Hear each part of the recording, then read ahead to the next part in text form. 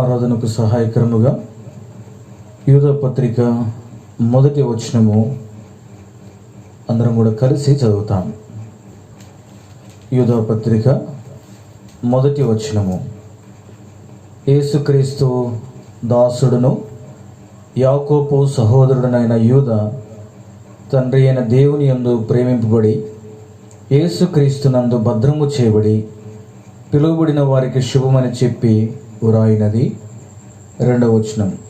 మీకు కనికరమును సమాధానమును ప్రేమయు విస్తరించునుగాక.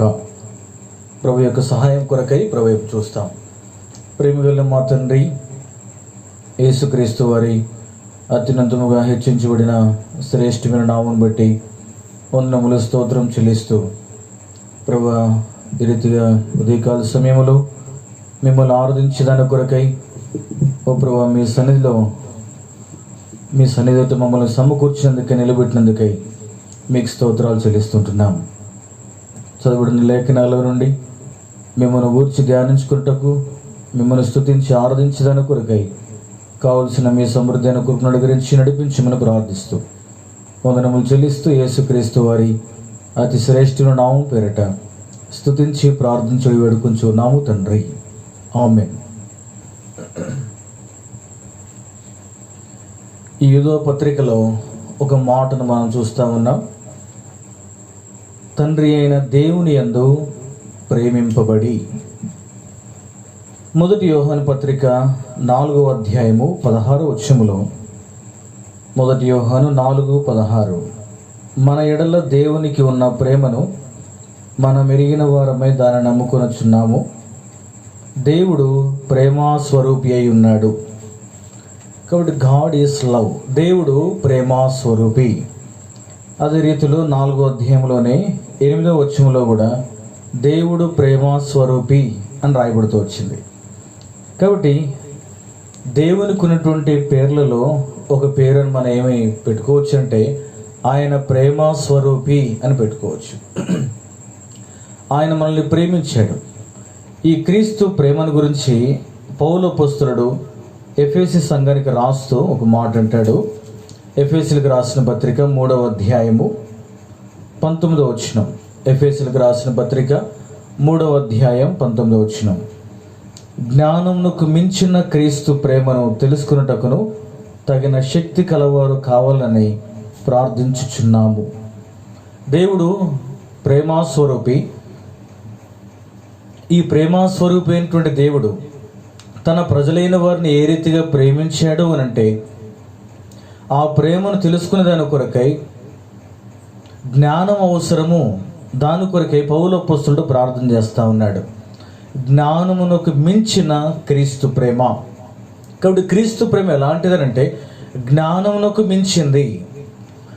ఒక్కసారి మనకు అర్థమవుతుంది, మనము పాపంగా ఉన్నప్పుడు ప్రభు మనల్ని ప్రేమించాడు అని.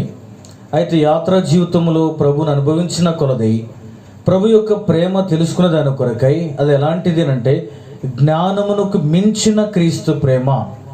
అది ఎరుగుదాని కొరకై పౌలు అపోస్తలుడు వారి కొరకే ప్రార్థన చేస్తున్నాడు అని అంటే అది ఎంత గొప్పదైనటువంటి ప్రేమో మనకు కనబడుతూ ఉంది. దేవుని యొక్క ప్రేమను గురించి బైబిల్లో చాలా సందర్భాల్లో చాలా పదాలతో చాలా విధాలుగా వ్రాయబడుతూ వచ్చింది. దేవుడు లోకంను ఎంతో ప్రేమించునని, శాశ్వతమైనటువంటి ప్రేమ, ఆర్పజాలైనటువంటి ప్రేమ.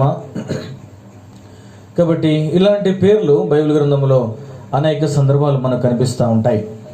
అయితే దానికంటే ముందుగా ఒక మాటను మనం చదువుతాము. దేవుడు తన ప్రేమను ఎలా బయలుపరిచాడు తన ప్రజలైనటువంటి వారి పట్ల. రోమిలకు రాసిన పత్రిక 5వ అధ్యాయము 8వ వచనం. రోమా పత్రిక 5వ అధ్యాయము 8వ వచనం. అయితే దేవుడు మన ఎడల తన ప్రేమను వెల్లడిపరుచుచున్నాడు. ఎట్లనగా మనమింకను పాపులమై ఉండగానే క్రీస్తు మన కొరకు చనిపోయాను. ఆ తర్వాత మొదటి యోహాను పత్రిక 4వ అధ్యాయము 9వ వచనం. యోహాను రాసిన మొదటి పత్రిక 4వ అధ్యాయము 9వ వచనం. మనము ఆయన ద్వారా జీవించినట్లు దేవుడు తన అద్వితీయ కుమారుని లోకములోనికి పంపెను. దీని వలన దేవుడు మన యందుంచిన ప్రేమ ప్రత్యక్షపరచబడెను. ఆ తర్వాత 3వ అధ్యాయం 16వ వచనములో, మన ఎడల దేవునికి ఉన్న ప్రేమను మనం ఎరిగిన వారమై దాన్ని నమ్ముకొనుచున్నాము. దేవుడు ప్రేమాస్వరూపి అయి ఉన్నాడు. ప్రేమ యందు నిలిచిండువాడు దేవుని యందు నిలిచి ఉన్నాడు. దేవుడు వాని యందు నిలిచి ఉన్నాడు. కాబట్టి మన ఎడల దేవునికి ఉన్న ప్రేమను మనం ఎరిగిన వారమే దాన్ని నమ్ముకొనుచున్నాము. కాబట్టి ఈ 3 సందర్భాల్లో మనకు కనబడుతున్నటువంటి మాట ఏమిటంటే, దేవుడు తన ప్రేమను ఎలా బయలుపరిచాడు అని అంటే, మనం ఇంకనూ పాపులమై ఉండగా క్రీస్తు మన కొరకు చనిపోయెను. ఆ తర్వాత 1 యోహాను పత్రికలో మనం చూస్తూ ఉన్నాం, దేవుడు తన కుమారుడైన క్రీస్తుని లోకమునకు పంపించడం ద్వారా, లోకములోనికి వచ్చి తన ప్రజలైన వారి కొరకు ప్రాణం పెట్టుట ద్వారా దీని వలన ప్రేమ ఎట్టిదని తెలుసుకొనుచున్నాము, దాన్ని నమ్ముతా ఉన్నాం. దేవుడు ప్రేమ స్వరూపి. కాబట్టి ఈ మాటలన్నింటిలో మనకేం కనబడుతుందంటే, ప్రేమకు సరైనటువంటి చిహ్నం ఏంటి అని అంటే, ఒక వ్యక్తి ప్రాణము పెట్టుట. కాబట్టి ప్రేమ అనేటువంటి దానికి సరైన నిర్వచనం ఏమని చెప్పవచ్చు అంటే, ప్రాణము పెట్టేటువంటి వానిదే గొప్పదైనటువంటి ప్రేమ. లోకంలో అనేకమైనటువంటి ప్రేమలు ఉన్నాయి. అయితే ఏది కూడా క్రీస్తు ప్రేమకు మించిన ప్రేమ కాదు. క్రీస్తు ప్రేమ ఎలాంటిదనంటే, ప్రాణము పెట్టినంతగా ప్రేమించాడు. అంతకన్నా గొప్పదైనటువంటి ప్రేమ ఏది కూడా లేదు. కాబట్టి ప్రాణము పెట్టి ప్రేమించాడు, పెట్టినంతగా ప్రేమించాడు, ప్రేమించి ప్రాణం పెట్టాడు. పౌలు అపోస్తలుడు అంటాడు, క్రీస్తు ప్రేమను తెలుసుకునే దాని కొరకై ఇది ఎలాంటి ప్రేమ అంటే, జ్ఞానమునకు మించిన క్రీస్తు ప్రేమ. అంటే ఒక పదముతో అర్థం చేసుకునేది కాదు. మన బలహీనంగా ఉన్నప్పుడు ప్రేమిస్తూ ఉన్నాడు, ఆదరణ లేకుండా ఉన్నప్పుడు ప్రేమిస్తూ ఉన్నాడు, అవసరతలు ఉన్నప్పుడు ప్రేమిస్తూ ఉన్నాడు, త్రోసివేయబడినప్పుడు ప్రేమిస్తూ ఉన్నాడు, ప్రభువును మర్చిపోయినప్పుడు సహితము ప్రభు మనల్ని ప్రేమిస్తూ ఉన్నాడు. ఈ ప్రేమ ఎలాంటిదంటే, జ్ఞానమునకు మించిన క్రీస్తు ప్రేమ. ఇది ఎలా బయలుపరచబడిందంటే, తన ప్రజలైన వారి కొరకు ప్రాణం పెట్టడం ద్వారా, పాపులుగా ఉండి కూడా తన ప్రాణం పెట్టడం ద్వారా దీని వలన ప్రేమ ఇట్టదని మనం తెలుసుకుంటా ఉన్నాం. అంతేకాకుండా ఈ ప్రేమను గురించి పరిశుద్ధ గ్రంథంలో అనేకమైన మాటలు ఉన్నాయి. అయితే ఒక సందర్భాన్ని మనము తీసుకుని దాని ప్రకారం ప్రభుని ఆరాధించడానికి కొరకై మనం ధ్యానం చేస్తాం. చూడండి, పరమగీతములు 1వ అధ్యాయం, పరమగీతములు 1వ అధ్యాయము 2వ వచనము 2వ మాట, నీ ప్రేమ ద్రాక్షారసము కన్నా మధురము. 4వ వచనం ఆఖరి పంక్తి భాగములో, ద్రాక్షారసము కన్నా నీ ప్రేమను ఎక్కువగా స్మరించదము. కాబట్టి దేవుని ప్రేమను అనేకమైనటువంటి విధాలుగా బైబిల్ గ్రంథంలో పరిశుద్ధాత్మ దేవుడు పోల్చి మనకు రాసిచ్చాడు. దానిలో ఒక పోలిక ఏమిటంటే, ద్రాక్షరసముతో పోల్చబడింది. కాబట్టి ద్రాక్షరసముతో ఎందుకు పోల్చబడింది అంటే, ఇప్పుడు అన్నాడు ద్రాక్షరసము కంటే కూడా మించింది నీ ప్రేమ. ఏంటి ద్రాక్షరసములో ఉన్నటువంటి సంగతులు అంటే, ద్రాక్షరసము సాధారణంగా ఎలాంటిది అంటే, దాని ఉపయోగాలు కానీ చూస్తే, ఎలాంటి అనారోగ్య పరిస్థితులు కానీ ఉంటే ఆ దినాల్లో ఖచ్చితంగా ద్రాక్షరసం పోసేవారు. ఈ ద్రాక్షరసము పోయట ద్వారా తన రోగము బాగుపరచబడుతుంది. కాబట్టి ఇక్కడ కూడా ద్రాక్షరసము కన్నా మధురము, ద్రాక్షరసము కన్నా నీ ప్రేమను ఎక్కువగా స్మరించదు అనంటే, ద్రాక్షరసం ఏం చేస్తుంది? ఒక వ్యక్తి యొక్క రోగాన్ని శుద్ధి చేస్తుంది. అంతకంటే మించింది క్రీస్తు ప్రేమ. దాన్ని మనం స్మరిస్తున్నాం. నిజమే, ఆయన శ్రమపడుట ద్వారా, మన రోగములు ఆయన భరించడం ద్వారా, ఆయన పొందిన గాయములు బట్టి మనకు స్వస్థత కలుగుతూ ఉంది. రెండవది, ద్రాక్షరసంలో ఉన్నటువంటి రెండవ ఉపయోగం ఏమిటంటే, అది మంచి ఆరోగ్యమును ఇస్తుంది. నిజమే, పాపములో ఉన్న వ్యక్తికి ఎలాంటి ఆరోగ్యము లేదు. అయితే క్రీస్తులో ఉన్నటువంటి వాడు ఆత్మీయమైనటువంటి రోగము నుండి తొలగించబడి ఆత్మీయమైనటువంటి ఆరోగ్యమును తాను పొందుకున్నాడు. పాపం వలన ఆత్మీయత జబ్బుపడింది. అయితే ఈ ద్రాక్షరసమైనటువంటి ప్రేమ వలన ఆ వ్యక్తికి సంపూర్ణమైనటువంటి ఆరోగ్యము అనుగ్రహించబడినట్లుగా మనం చూస్తాం. ఆ తర్వాత మూడవది, ఈ ద్రాక్షరసం ఎలాంటిది? అది బహు రుచి గలది. ఇక్కడ అన్నాడు మధురము అనేటువంటి పదం వాడాడు. కాబట్టి ద్రాక్షరసం ఎలాంటిది? అది మధురమైంది. మన ప్రభు అయిన క్రీస్తు కూడా మధురమైనటువంటి వాడు. ఆయన శ్రేష్ఠుడు, అందరికంటే అతి శ్రేష్ఠుడు. ద్రాక్షరసంలో ఉన్న ఉపయోగం ఏమిటంటే మరొకటి, అది ఎంతో రుచిగలది. కీర్తన గ్రంథంలో అంటాడు, యెహోవా ఉత్తముడని రుచి చూచి తెలుసుకొనిడి. కాబట్టి ఆయన రుచి చూచినప్పుడు ఆయన ఎలాంటి వాడుగా నాకు కనబడుతున్నాడంటే ఆయన ఎంతో మంచివాడు, ఉత్తముడు అని నాకు కనబడతా ఉంది. అంతేకాదు యాంటీ ఆక్సిడెంట్స్ అంటే ఇతర జబ్బులు రాకుండా ఈ ద్రాక్షరసము త్రాగుట ద్వారా ప్రజల్లో ఒకలాంటి ఇమ్యూనిటీ పవర్, కాబట్టి నిగ్రహ శక్తిని వారు పొందుకున్నట్లుగా మనం చూస్తాం. అలానే ప్రభు యొక్క ప్రేమ అనేటువంటిది కూడా అది ఎలాంటిది, మన బలహీనతల్లో మనకు బలమునిచ్చేటువంటి వాడు, మనకు ఊతనిచ్చేటువంటి వాడు. ద్రాక్షరసము ఎక్కువగా త్రాగుట వలన ఆ దినాల్లో ప్రజలు చక్కగా నిద్రించేవారు, విశ్రాంతి సుఖమును చూపిస్తూ ఉంది. అలానే క్రీస్తు మన హృదయంలోనికి రావటం ద్వారా పాపము నుండి విడుదల చేయబడి మనం విశ్రాంతిని పొందినట్లుగా మనం చూస్తూ ఉన్నాం మత్తయి సువార్త 11:28. కాబట్టి ద్రాక్షరసం వలన అనేకమైనటువంటి ఉపయోగాలు ఉన్నాయి. అయితే ఈ ద్రాక్షరసము కంటే కూడా ఆయన ప్రేమ ఎంతో మధురమైంది. ద్రాక్షరసము కంటే కూడా ఆయన్ని ఎక్కువగా స్మరిస్తూ ఉన్నాం. అది నాలో ఏదైనా వివాహమైన ద్రాక్షరసము ప్రాముఖ్యమైంది. ఎలాంటి పండుగలు చేసుకున్నా ద్రాక్షరసము ప్రాముఖ్యమైంది. దాన్ని మర్చిపోవటానికి వీల్లేదు, ఖచ్చితంగా ప్రజలకు అవసరమే. అయితే ప్రభు యొక్క ప్రేమను గురించి ఆలోచిస్తే ద్రాక్షరసము కంటే కూడా నీ ప్రేమను ఎక్కువగా స్మరిస్తూ ఉన్నాము అనంటే అది చాలా ప్రాముఖ్యమైంది. యూదుల సాంప్రదాయ ప్రకారమే కావచ్చు, వ్యక్తిగతంగా వారి ఉపయోగానికి కొరకే కావచ్చు. అయితే స్మరించే విషయంలో కానీ చూస్తే ప్రాముఖ్యమైన ఆ ద్రాక్షరసము కంటే కూడా నీ ప్రేమ ఎక్కువగా మేము స్మరిస్తూ ఉన్నాం. కాబట్టి ప్రభు యొక్క ప్రేమ చాలా గొప్పది. ఆయన ప్రేమించి ఏం చేశాడు అంటే బైబిల్ గ్రంథంలో చాలా సంగతులు ఉంటాయి. అయితే ఒక 4 విషయాలు మాత్రం మనము గమనిస్తాం. మొట్టమొదటిగా చూడండి, ఎఫెసీయులకు రాసిన పత్రిక 1వ అధ్యాయం. ఎఫెసీయులకు రాసిన పత్రిక 1వ అధ్యాయము.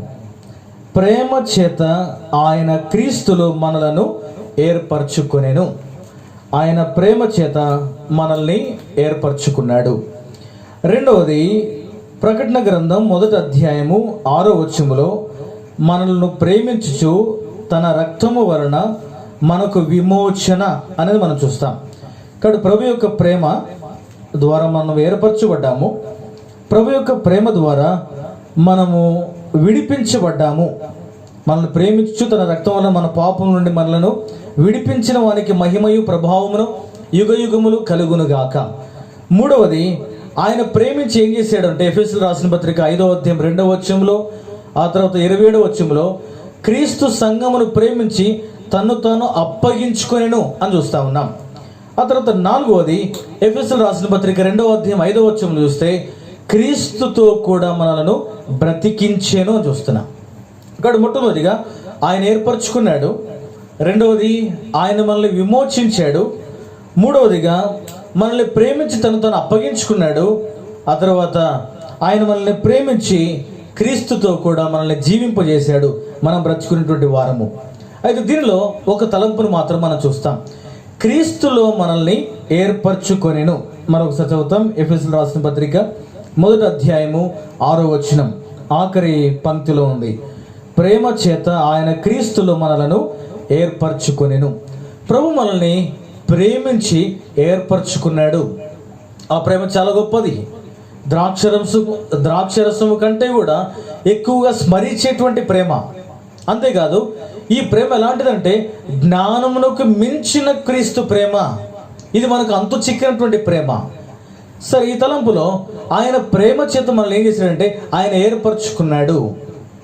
1 కొరింథీయులకు రాసిన పత్రిక, కొరింథీయులకు రాసిన 1వ పత్రిక 1వ అధ్యాయము ఆఖరి భాగంలో కానీ మనం గమనిస్తే చూడండి, మన ఏర్పాటును గురించి ఇక్కడ అన్నాడు. 1 కొరింథీ 1వ అధ్యాయము 27 నుండి, ఏ శరీరియు దేవుని ఎదుట అతిశయింపుకున్నట్లు జ్ఞానులను సిగ్గుపరచుటకు లోకము నుండి వెర్రివారిని దేవుడు ఏర్పరచుకున్నాడు. సమయ హద్దుపాటు కొరకై బలహీనులైన వారిని దేవుడు ఏర్పరచుకున్నాడు. ఆ తర్వాత తృణీకరింపబడిన వారిని, ఎన్నిక లేని వారిని దేవుడు ఏర్పరచుకుని ఉన్నాడు. కాబట్టి ప్రభు యొక్క ఏర్పాటు ఎలాంటిది అంటే తృణీకరించబడ్డాము, అవమానపరచబడ్డాము. హేళన చేయబడ్డాము, లెక్కకు రానటువంటి వారము ప్రభు మనల్ని ఏర్పరచుకున్నాడు. యాకోబు రాసిన పత్రిక 2వ అధ్యాయము 5వ వచనం. యాకోబు రాసిన పత్రిక 2వ అధ్యాయము 5వ వచనం. నా ప్రియ సహోదరులారా, ఆలకించుడి. ఈ లోక విషయములో దరిద్రులైన వారిని విశ్వాసమందు బలవంతులుగా తన్ను ప్రేమించే వారికి తాను వాగ్దానం చేసిన రాజ్యమునకు వారసులుగా ఉంటకు దేవుడు ఏర్పరచుకోనలేదా? ఇక్కడ అన్నాడు ఒక మాట, ఈ లోక విషయంలో దరిద్రులైన వారిని విశ్వాసమందు భాగ్యవంతులుగాను చేసేదాని కొరకై తను ప్రేమించే వారికి. కాబట్టి ప్రభు ఎవరిని ఏర్పరచుకున్నాడంటే దౌర్భాగ్యమైనటువంటి మనల్ని, బలహీనలుగా ఉన్న మనల్ని, ఎన్నిక లేనటువంటి మన జీవితాలను ప్రభు ఏర్పరచుకున్నాడు. ద్వితీయోపదేశకాండం 7వ అధ్యాయము 6వ వచనం. ద్వితీయోపదేశకాండం 7వ అధ్యాయం 6వ వచనం మీరు గమనిస్తే అక్కడ చూడండి, మీరు సర్వజనముల కంటే విస్తార జనమని యెహోవా మిమ్మల్ని ప్రేమించి మిమ్మల్ని ఏర్పరచుకొనలేదు. అది మనల్ని ఎలా ఏర్పరచుకున్నాడంటే ఏదో లెక్కకు మీరు విస్తారమని కాదు, మీరు గొప్పవారని ప్రభు మనల్ని ఏర్పరచుకోలేదు. ఆ తర్వాత రండి, మీరు సర్వజనముల కంటే విస్తారజనం యెహోవా మిమ్మల్ని ప్రేమించి మిమ్మల్ని ఏర్పరచుకోలేదు, సమస్త జనముల కంటే మీరు లెక్కకు తక్కువే కదా. అయితే ఎందుకొరకు ఏర్పరచుకున్నాడు అని అంటే క్రిందకు వస్తే, అయితే యెహోవా మిమ్మల్ని ప్రేమించేవాడు గనుకను, తాను మీ తండ్రులకు చేసిన ప్రమాణం నెరవేర్చేవాడు గనుకను, యెహోవా బాహుబలము చేత మిమ్మల్ని రప్పించి దాసుల గృహములో నుండి ఐగుప్తు రాజైన ఫరో చేతుల నుండి మిమ్మల్ని విడిపించెను. కాబట్టి ఎలా ఏర్పరచుకున్నాడు అని అంటే చూడండి 6వ వచనం, నీవు నీ దేవుడైన యెహోవాకు ప్రతిష్ఠిత జనము, నీ దేవుడైన యెహోవా భూమి మీద ఉన్న సమస్త జనముల కంటే నిన్ను ఎక్కువగా ఎంచి నిన్ను తనకు స్వకీయ జనముగా ఏర్పరచుకొనెను. ఇక్కడ ప్రభు యొక్క ప్రేమ ఎలాంటిదనంటే ఆయన తనకు స్వకీయ జనముగా ఉండేదాని కొరకై ప్రభువు ఏర్పరచుకున్నట్లుగా మనం చూస్తాం. ఆయనకు స్వకీయ జనముగా 14వ అధ్యాయము 2వ వచనం. ద్వితీయోపదేశకాండం 14వ అధ్యాయము 2వ వచనం. ఏలయనగా నీ దేవుడైన యెహోవాకు నీవు ప్రతిష్ఠిత జనము, మరి యెహోవా భూమి మీద ఉన్న సమస్త జనములలో విశేషముగా తనకు స్వకీయ జనమగునట్లుగా నిన్ను ఏర్పరచుకొనేను. కాబట్టి స్వకీయ జనము ఉండేదాని కొరకే ప్రభు ఏర్పరచుకున్నాడు. 135వ కీర్తన 4వ వచనం. 135వ కీర్తన 4వ వచనం. 135:4 యెహోవా తన కొరకు యాకోబును ఏర్పరచుకొనెను, తనకు స్వకీయ ధనముగా ఇశ్రాయేలును ఏర్పరచుకొనెను. ప్రభు ఎందుకొరకు ఏర్పరచుకున్నాడు అని అంటే మనం లెక్కకు తక్కువ వారమే, ఆయన ప్రభు మనల్ని ఏర్పరచుకున్నాడు. ఎందుకొరకు ఏర్పరచుకున్నాడంటే తనకు స్వకీయ జనముగా ఉండేదాని కొరకై, తన ప్రజలముగా తన సొత్తైనటువంటి వారముగా ఉండేదాని కొరకై ప్రభు ఏర్పరచుకున్నాడు. నిజమే, మనము ఆయన వారమే, పాపమును బట్టి దొంగిలించబడ్డాం. అయితే ప్రభు ఎందుకొరకు ఏర్పరచుకున్నాడంటే నా వారిని నేను ఏర్పరచుకుంటున్నాను. ప్రభు మనల్ని ఏర్పరచుకున్న ద్వారా ఏం అర్థమవుతుందంటే మనము ప్రభువుకు చెందిన వారమే, పాపాన్ని బట్టి తప్పిపోయామే కానీ వేరే వ్యక్తికి చెందిన వారము కాదు, కేవలం ప్రభువుకు చెందిన వారమే. కాబట్టి ప్రభు మనల్ని ఏర్పరచుకుంటా ఉన్నాడు. ఈ ఏర్పాటులో మనము కొన్ని విషయాలు గమనిస్తే తద్వారా ప్రభును ఆరాధించడానికి కొరకై మనకెంతో సహాయపడుతుంది. చూడండి, మొట్టమొదటిగా క్రీస్తులో మిమ్మల్ని ఏర్పరచుకొనెను. ఎఫెసీయులకు రాసిన పత్రిక 1వ అధ్యాయము 4వ వచనం. ఎఫెసీ 1:4 అక్కడ కలిసి ఉన్నాయి. ఎట్లనగా తన ప్రియునందు తాను ఉచితముగా మనకు అనుగ్రహించిన తన కృపా మహిమకు కీర్తి కలిగినట్లు తన చిత్త ప్రకారమైన దయా సంకల్పం చొప్పున యేసుక్రీస్తు ద్వారా తనకు కుమారులుగా స్వీకరించుటకై మనల్ని ముందుగా తన కోసము నిర్ణయించుకొని మొట్టమొదటి తలంపు ఏమిటంటే మనము ప్రభు కొరకే ఏర్పరచబడ్డాము. ప్రభుని ఆరాధిస్తాం. ప్రభువా, ఏ లోకము కొరకు కాదు, శత్రు సాతానుడి కొరకు కాదు, నీ కొరకు అనేటువంటి మాటలు మనకి ఏం అర్థమవుతుందంటే ఆయన మనల్ని దృష్టి ఉంచాడు అనేది తేట తెల్లగా మనకు అర్థమవుతా ఉంది. ఆ తర్వాత రెండవదిగా మనం చూస్తే ఇందాక మనం చదివాం, తనకు స్వకీయ జన్మగా ఉండేదాని కొరకై ప్రభు ఏర్పరచుకున్నాడు. నా స్వంత ప్రజలు, నా వారు అనేదాని కొరకై, నా సొత్తు అనేటువంటి దాని కొరకై. ఇక్కడ మొట్టమొదటిగా తన కోసం ఏర్పరచుకున్నాడు, ప్రభువుని ఆరాధిస్తాం. రెండవది తనకు స్వకీయ జనము ఉండేదాని కొరకై, సొంత ప్రజలుగా ఉండేదాని కొరకై, అంటే నా ప్రజలు అని అత్యాస్పదంగా ప్రభు మన విషయం చెప్పేదాని కొరకై ప్రభువుని ఏర్పరచుకున్నాడు. ఒకప్పుడు తన వారము కాదు కాబట్టి ఒకప్పుడు ప్రభుకు స్వకీయమైనటువంటి వారము కాదు, శత్రులుగా ఉన్నాం. తద్వారా స్వకీయ జనముగా ఏర్పరచుకునేను అనేటువంటి మాటలు మనకి ఏమర్థమవుతుందంటే, ఒకప్పుడు నిజమైన శత్రువుని, అయితే శత్రుత్వంలో నుండి నన్ను విడుదల చేసి తనకు స్వకీయ జనముగా ప్రభు ఏర్పరచుకున్నాడు. రెండవది, ఆయన కోసము, అది ఎవరి కోసము? నా కోసము తన వ్యక్తిగతమైనటువంటి ప్రేమను ప్రభు బయలుపరుస్తున్నట్లుగా మనం చూస్తాం. తర్వాత గమనిస్తే ప్రాముఖ్యముగా 3వ తలంపులోకి వస్తే, 2వ దశలోనికి రాసిన పత్రిక 2వ అధ్యాయం 13వ వచనంలో చూస్తే, రక్షణ పొందుటకు దేవుడు మిమ్మను ఏర్పరచుకొనెను అని చూస్తున్నాం. కాబట్టి ప్రథమం నుండి ప్రభు యొక్క కోరిక ఏమిటంటే, రక్షణ పొందినట్లుగా పాపముల నుండి మన జీవితాల్లో నరకముకు గతి కావాల్సిన వారము, నరకానికి చెందవలసిన మన జీవితాలని పాపం నుండి, శాపం నుండి విడుదల చేసి మనల్ని రక్షించి ఆ రక్షణ కొరకై ప్రభు మనల్ని ఏర్పాటు చేసుకున్నాడు. ఆ తర్వాత రండి, కాబట్టి ఆ మాట కూడా చదువుతారు. 2వ దశలో రాసిన పత్రిక 2 Thessalonians 2:13, 2వ దశలో రాసిన పత్రిక 2వ అధ్యాయము 13వ వచనం. ప్రభు వలన ప్రేమింపబడిన సహోదరులారా, ఆత్మ మిమ్మను పరిశుద్ధపరచుట వలనను మీరు సత్యమును నమ్ముట వలనను రక్షణ పొందుటకు దేవుడు ఆది నుండి మిమ్మల్ని ఏర్పరచుకొనేను. ముందుగానే దేవుడు ఏర్పరచుకున్నాడు. ఈ రక్షణ కొరకే ప్రజలు కనిపెట్టారు. ఈ రక్షణ కొరకై ప్రభు కొరకు కనిపెట్టి సిమియోన్ అంటాడు, సకల ప్రజల ఎదుట నీవు సిద్ధపరిచిన రక్షణను కళ్ళారా చూచి తిని ఇప్పుడు నీ దాసును సమాధానంతో పోనిచ్చున్నావు అంటే అర్థం ఏమిటంటే, మానవుడు తన జీవితంలో సమాధానంతో ముగించుకోవాలంటే రక్షణ ప్రాముఖ్యమైంది. రక్షణ ప్రాముఖ్యమైంది. ఆ తర్వాత రండి, 4వదిగా ప్రభు ఎందుకొరకు ఏర్పాటు చేసుకున్నాడు అని అంటే మనకు కనబడుతుంది. చూడండి, 2వ దినవృత్తాంతుల గ్రంథం 29వ అధ్యాయము 11వ వచనం. తనకు పరిచారకులుగా ఉండుటకు యెహోవా మిమ్మును ఏర్పరచుకొనెను. తన కోసం ఏర్పరచుకున్నాడు, తనకు స్వకీయ జనముగా ఉండటకు ఏర్పరచుకున్నాడు, రక్షణ పొందేదాని కొరకు ఏర్పరచుకున్నాడు. ఆ తర్వాత తనకు పరిచర్య చేసేదాని కొరకై ఏర్పాటు చేసుకున్నాడు. దేవాది దేవునికి పరిచర్య చేసేటువంటి ధన్యత. పౌలపుస్తులు అంటాడు, పూర్వం నేను దూషకుడను, హింసకుడు, హానికరుడను, అయితే ఇప్పుడు ఆయన నన్ను నమ్మకమానువానిగా ఎంచి తన పరిచర్య కొరకు నన్ను నియమించాడు. తన పరిచర్య కొరకు నమ్మకమానిగా ఎంచి నన్ను నియమించాడు. కాబట్టి నన్ను ఎందుకు కొరకు ఏర్పాటు చేసుకున్నాడంటే, నిత్యము ఆయన్ని సేవించదాని కొరకై ఆయన దాసులు ఆయనను సేవించుదురు అని మనం చూస్తాం. ప్రభు యొక్క దాసులముగా ఆయన సేవించేటువంటి గొప్ప ధన్యత ఎవరికి లేనటువంటిది ప్రభు నీకు నాకు అనుగ్రహిస్తూ వచ్చాడు.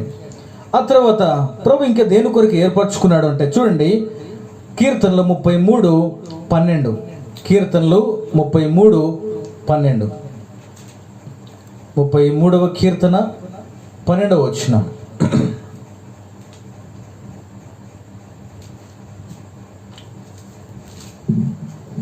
యెహోవా తమకు దేవుడు కాగల జన ధన్యులు, ఆయన తనకు స్వాస్థ్యముగా ఏర్పరచుకున్న జనులు ధన్యులు. ప్రభు ఎందుకొరకు ఏర్పరచుకున్నాడంటే స్వాస్థ్యముగా ఏర్పరచుకున్నాడు. అంటే మనం ఆయన దృష్టిలో ఇప్పుడు ఎంతో విలువైనటువంటి వారము అనేది అర్థమవుతుంది. స్వాస్థ్యము అనగా ఆస్తి, మనము దేవుని ఆస్తి అనగా మనకేం కనబడుతుందంటే విలువైనటువంటి వారం, విలువైనటువంటి వారము. ప్రభు మనల్ని ఎలా విలువైన వారికి ఎంచాడు అంటే మనకు తెలుసు, మీరు విలువ పెట్టి కొనబడిన వారు గనుక ఆయన సొత్తు. ఇక్కడ అన్నాడు, ఆయన విలువ పెట్టి మనల్ని కొన్నాడు కాబట్టి ఆయన దృష్టిలో మనం విలువైనటువంటి వారమయ్యాం. గాడిద మీద ప్రభు ఎక్కనంత వరకు అది విలువ లేనటువంటిదే. ఏ క్షణమైతే దేవుడు యేసుక్రీస్తు ప్రభువారు గాడిద మీద కూర్చుండి ఆ యెరూషలేము వీధుల్లో నడిచాడో ఆనాటి నుండి దానికి విలువ కలిగింది. దావీదు విషయంలో మనం చూస్తాం, ప్రభు తనను ఏర్పరచుకున్నాడు అని బహిరంగంగా తెలియపరచబడినంత వరకు తనకు విలువ లేదు. ఏనాడైతే సమయాల ద్వారా నేను ఏర్పరచుకున్నవాడు ఇతడే అని బయలుపరచబడిందో ఆనాటి నుండి ఆ వ్యక్తికి ప్రభు ఘనతను అనుగ్రహించాడు. సమాజంలో ఆయనకి ఘనత ఉంది. ప్రభు చేత ఏర్పరచబడ్డవాడు, అభిషేకం నొందినవాడు. కాబట్టి తన స్వాస్థ్యముగా మనల్ని ఏర్పరచుకున్నటువంటి మాటలో మనకి ఏమర్థమవుతుందంటే మనల్ని ఆయన ఎంత విలువగట్టాడో, ఆయనకు ఎంత విలువైనటువంటి వారమో మనకు అర్థమవుతా ఉంది. ఆ తర్వాత ఆఖరిగా మనం చూస్తే చూడండి, యెషయా గ్రంథం 41వ అధ్యాయము 8వ వచనం. యెషయా గ్రంథం 41వ అధ్యాయము 8వ వచనం. యెషయా గ్రంథం 41:8. నా సేవకుడు అయిన ఇశ్రాయేలు నేను ఏర్పరచుకున్న యాకోబు, నా స్నేహితుడైన అబ్రహాము.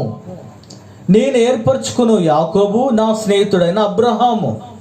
ఇక్కడ ఒక మాటలో ఏర్పాటు, స్నేహము రెండు ఇవిడి రాస్తూ వచ్చాడు. అంటే అర్థం ఏమిటంటే, ఏర్పరచుకున్న వాడిని దేవుడు ఏం చేస్తున్నాడంటే తన స్నేహితుడుగా చేసుకుంటా ఉన్నాడు. యేసుక్రీస్తు ప్రభువారిని యేసుక్రీస్తు ప్రభువారు శిష్యులు ఏర్పాటు చేసుకున్నాడు. నేను మిమ్మల్ని ఏర్పరచుకుని ఉన్నాను అన్న, ఐ హావ్ చూజన్ ది, మిమ్మల్ని ఏర్పరచుకున్నాడు. ఏర్పరచుకున్న వారినితో ప్రభు అన్నాడు, మీరు నాకు దాసులు అన్నాడు. ఆ తర్వాత మీరు నాకు స్నేహితులు అన్నాడు. నా తలంపు ఏమిటంటే, ఏర్పాటులో ఉన్నటువంటి వారు స్నేహ భావంలోనికి వచ్చారు, స్నేహ బంధంలోనికి వచ్చారు. నిజమే, అరణ్యములో తిరుగులాడుతున్న మన జీవితాలలో ప్రభు మనల్ని ఏర్పరచుకొని తనకు స్నేహితులుగా చేసుకోవటం అనేటువంటిది చాలా గొప్ప సంగతి. కాబట్టి ప్రభు మనల్ని ప్రేమించాడు, ఆయన ఏర్పాటు చేసుకొని తనకు స్నేహితులుగా మనల్ని చేసుకున్నాడు.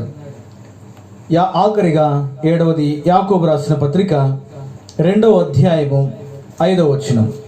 యాకోబు రాసిన పత్రిక 2వ అధ్యాయం 5వ వచనం. నా ప్రియ సహోదరులను ఆలకించుడి, ఈ లోక విషయంలో దరిద్రులైన వారిని విశ్వాసమందు భాగ్యవంతులుగాను తను ప్రేమించే వారికి తాను వాగ్దానం చేసిన రాజ్యమునకు వారసులుగా ఉంటకు దేవుడు ఏర్పరచుకోలేదా?